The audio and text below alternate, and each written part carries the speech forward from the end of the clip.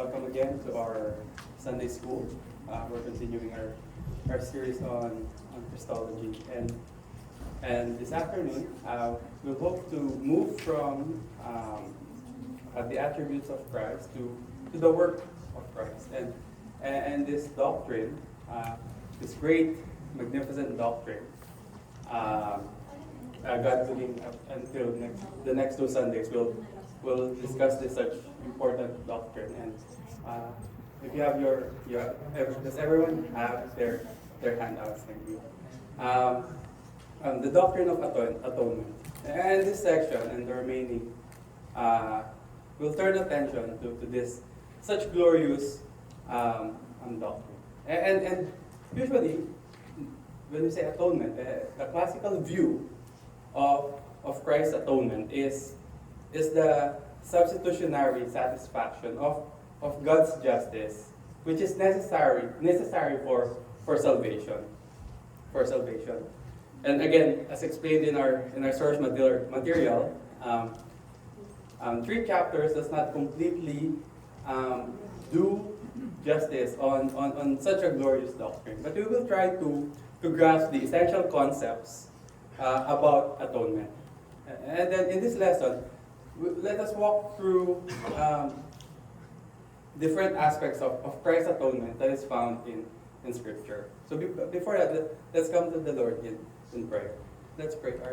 Our most gracious and Heavenly Father, we worship you this afternoon. We thank you, Lord, for gathering us here today, Lord, the purpose of, again, learning about the doctrine of atonement, about the glorious work of your Son, Jesus Christ. Father, help us grasp it, the key aspects of it, open our minds, Lord, and Father, enforce our faith and trust in you and in you alone. Guide us for the rest of this afternoon. In Jesus' name, amen. Amen. So the word atonement po, historically, if you look at the word atonement, it's 3 words into one, combined into one. It's at, one, and meant. So you could actually, pwede nyo pag-iwalay niya na at, one, and meant. And I remember in my university studies, I thought my professor was joking about this, the origin of this word, atonement.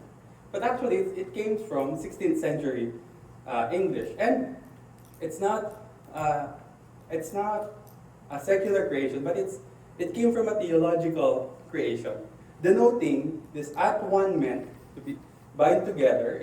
It's denoting the reconciliation between God and humanity, meaning bringing parties together. So rather than merely paying a penalty. So in Bible translations in 1520s, William Tyndale, when he was translating it for what we call now as the King James Bible, he used this word atonement, so bridging the concepts of peace and unity.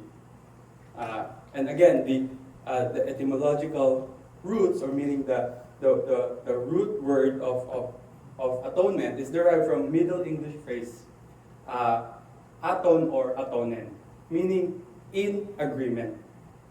And again, going back to the Bible, in the Old Testament, the Hebrew roots of this, the word atonement was used to translate the word kippur or kafar, which carries meaning of to cover, to purge, or to make reconciliation. So the Jewish people has this holiday called Yom Kippur, which is the Day of Atonement.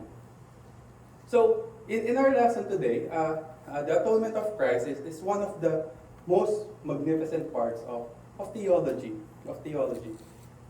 So much so that Anselmo of Canterbury, who this theologian inspired a lot of what we do or what we know or what we read now as Christians. He has one of his famous books is called Cur Deus Homo, or Why the God Man. Why the God Man. He published it in the early Middle Ages, and this book looked deeply in the mystery of atonement. He searched the New Testament to see why is it necessary for Christ to become man, and what actually took place in the drama of the atonement. And Anselm was concerned with the purpose and significance of the atonement. So the New Testament, if we comb through it, it uses several metaphors that describes the atonement. So it's like a tapestry with several strands interwoven through it. And to understand the atonement, we must look at some context in the New Testament where it speaks of the cross of Christ as an act of redemption. And before us, on your handout, we have six, I would say incomplete, but interwoven theories of atonement. So the first one, basically redemption has to do with some kind of purchase. A commercial transaction, if you may, in which something is bought from someone else. So Jesus himself made references to the redemption of his people, of carrying a high cost. His redemption of his people is carrying a high cost, namely his own blood. And on the cross, at the end of his suffering, Jesus cried out, "It is finished," to the side.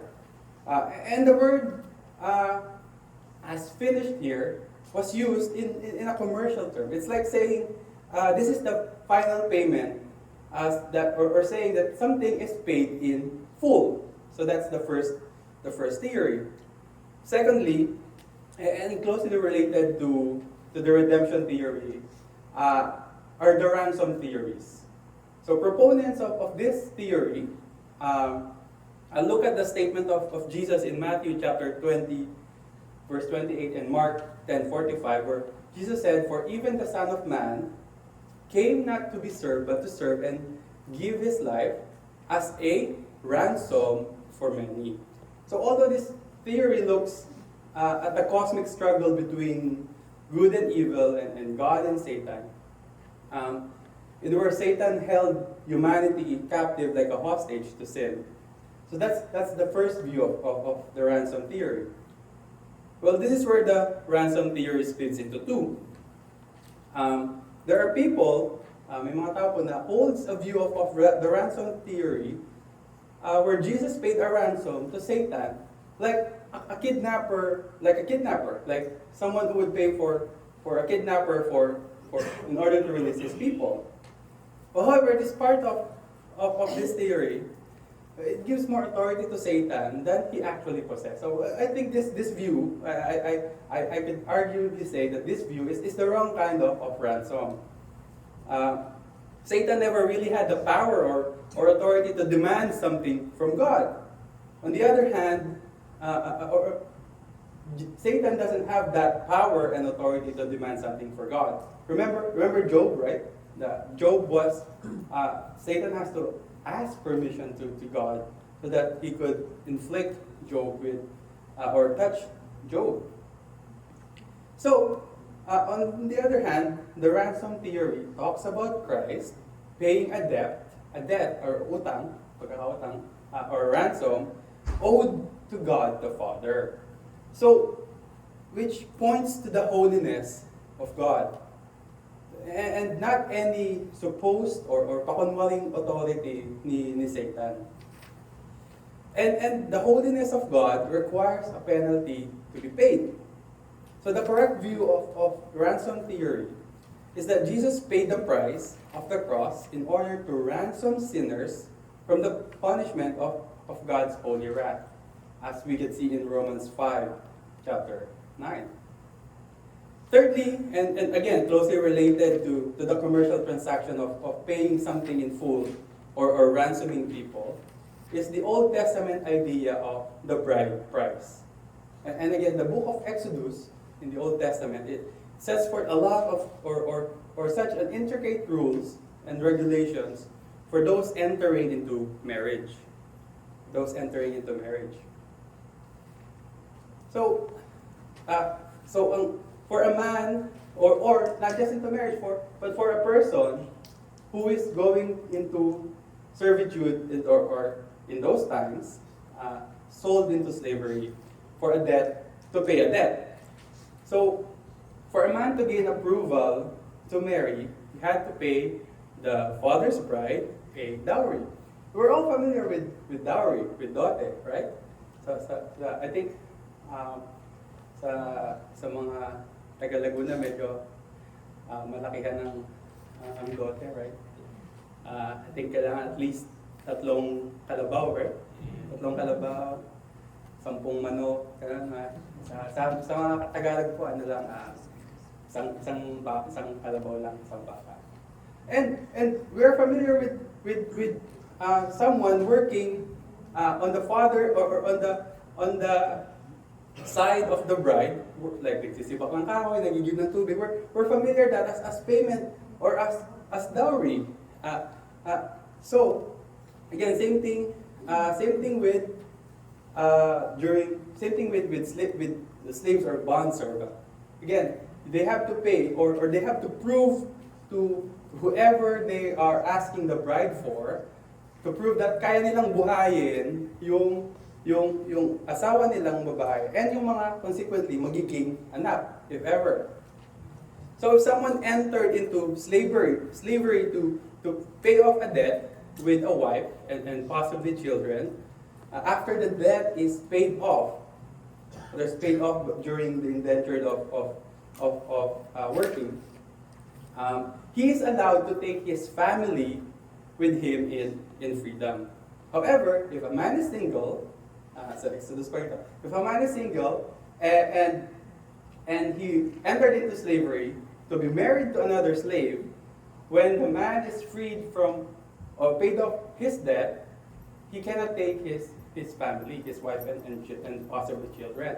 Why? Because the law was not meant to be cruel, but the intention is to ensure that the bride price would be paid.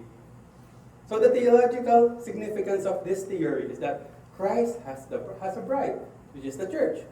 And the New Testament, in its teaching of the atonement, affirmed that Christ purchased his bride. That's why we see in 1 Corinthians chapter 6, verses 19 to 20, this is what Paul writes. You are not of your own. You are not your own, for you were bought with a price. And the concept of purchase is central to the biblical understanding of atonement. Fourthly, this theory emerged from the ransom theory, which is called the Christus Victor theory. So in this view, the cross was a cosmic victory where Christ set captives free by dealing a mortal blow to the forces of wickedness in a very huge and titanic struggle between good and evil. And in this theory, the atonement is the fulfillment of an ancient curse that God had pronounced on the serpent in the Garden of Eden. Genesis 3:15. I will put enmity between you and the woman, and between your offspring and her offspring. He shall bruise your heel or your head, and you shall bruise his heel. Or in some translation, he shall crush your head, and you shall bruise his heel. So according to this Christus Victor theory, according to this view, Christ has experienced pain and injury and suffering while obtaining the victory. So, but his pain was nothing compared to that inflicted upon the prince of evil. So his pain is not in vain. So that's the Christus Victor theory. That's why we have that name, Christus Victor theory. And the fifth theory is somewhat an orthodox theory, meaning hindi siya pangkaraniwan and it's going against established views of atonement. It's called the governmental theory. So this theory suggests that Christ did not pay the actual price for mankind's sin on the cross. Instead, his death was a meaningful substitute for the punishment of humans. So Christ's his suffering allowed God to extend forgiveness while still demonstrating his displeasure with sin and maintaining divine justice.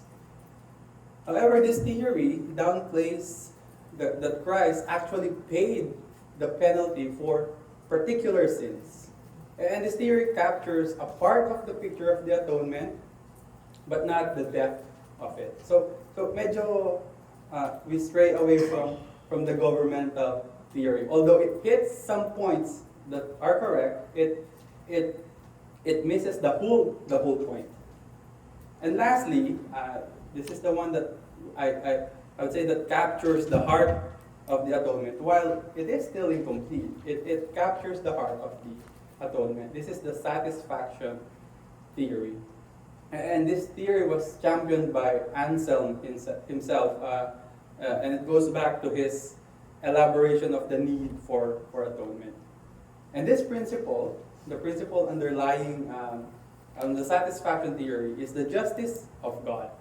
For example, justice, right? What's justice? We may encounter an agnostic, a person who believes in God, but not the God. But for this person, there is a God, but you can't really know that God. So there is a God, but God is far from us. That's an agnostic. It's quite different from an atheist. So to an agnostic, they may see or they may view the Christian God as someone who is so vengeful because this particular God, or the God of the Bible, requires a blood sacrifice for reconciliation of humans or with humans. So an agnostic might even call the death of Christ or the punishment that Christ suffered for us as cosmic child abuse. But what kind of God required such payment, such huge payment for the debt? Well, the answer is a just God. And God is so misrepresented nowadays that people might strictly think of God as just loving, graceful, merciful, and sometimes they dislike the idea of God as a God of justice. Sometimes some skeptic says, or maybe you have read this or have heard this, why would a loving God send anyone to hell?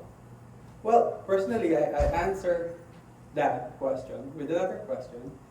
Why would a just and holy God allow anyone in his heaven?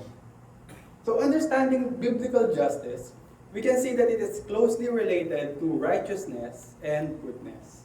So the atonement dramatically illustrates the goodness of God. When God announced judgment on Sodom and Gomorrah, Abraham interceded on behalf of the people. And Abraham raised a question to God. And this is his question in Genesis 18:25. Shall not the judge of all the earth do what is just? And there's no answer to that, but yes. God can only do what is just. Or God only does what is just. Why did Abraham intercede for the people? For some people, actually. Because he feared that there are some innocent people in Sodom and Gomorrah, that in those cities, they might be affected by God's wrath. And he understood that the supreme judge of all human affairs does only what is right. So we can take comfort in knowing that the judge of heaven and earth is always and everywhere righteous, meaning God's justice is perfect. That's why the Apostle Paul captured it when he said God is both just and the justifier in Romans 3:26. So we can grasp this idea by making a distinction in kinds of our indebtedness. So when we sin against God, we incur or nag-incur tayo ng moral debt. And God's law imposes an obligation. We are called to this obligation, which is perfection, which we cannot attain. Because if we sin once, we become debtors who cannot possibly pay our debt. And it would be helpful again for us to distinguish between this kind of debt. There's a pecuniary debt and a moral debt. So a pecuniary debt, so Tagalog, it's ikinalaman sa pera or salapi, is one of which a sum of money is owed in transaction. So for example, spring na, umiinit na ang panahon. Pagpunta tayo sa isang ice cream shop. Ano bang malapit dito? Sub-Zero. Punta tayo sa Sub-Zero. Tapos, bumibili tayo ng ice cream. Tapos may batang pumasok. May maliit na bata pumasok. Bumibili siya ng ice cream cone. Kung nakita niya yung ready yung ice cream cone, pagdating niya sa cashier, the ice cream cone costs $2. And when he goes from to his pocket, he only has a loonie. So, may kulang na $1. And tayo, as a bystander, we say to the cashier, oh, I'll pay the $1. Kasi sabi ng bata, ito lang kasi yung binigay ng nanay ko. I only have $1. But I really want that ice cream. So tayo, we pay the $1. And the cashier has to accept that because it's just a monetary debt. So $2, the kid goes and says, thank you. And again, the payment and the debt is satisfied. So that's what we call a pecuniary debt or monetary debt. But let's change the story a bit. Let's say same thing. We go to Sub-Zero. There's a kid that wants an ice cream cone, but after, sabi natin, pumunta sa likod yung nagsiserve and yung cashier, umover sa counter yung bata, kumuha siya ng cone, tapos tumakbo. Pero nahuli. Nahuli siya ng may-ari. So, then tumawag ng pulis. Ngayon, we still can do or say, I'll just pay the $2 that is owed. But can we just forget about this? Do you think that the cashier or the owner has a moral obligation to say yes? And the police might ask, the officer might ask, do you want to press charges for $2? Just giving so the police officer understands that the owner is not obligated to accept the payment because in this case, more than a financial transaction is involved. A law has been broken. A moral debt is incurred. So we can look at the atonement in the light of that second illustration. It was not a bystander's idea that the price should be paid by a substitute. Rather, it was the owner's idea. It was God, the Father, who sent His Son into the world to pay the price of our moral guilt. God does not negotiate His justice. He does not sacrifice His righteousness or discard His integrity. He's going to make sure that the sin is punished. And the justness, this is the justness of the cross. That is why Christ died. The mercy of the cross is seen that God accepted the payment by substitute.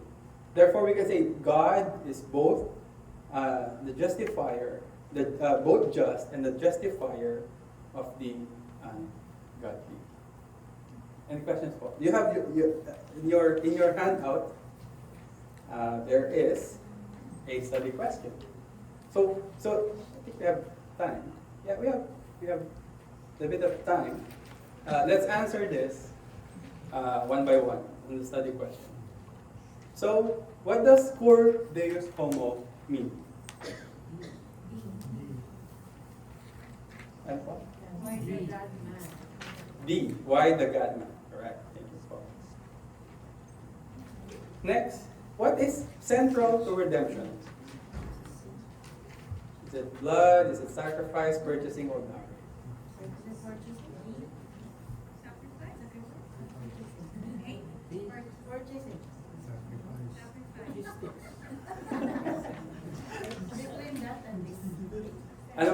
Sino sabi sacrifice?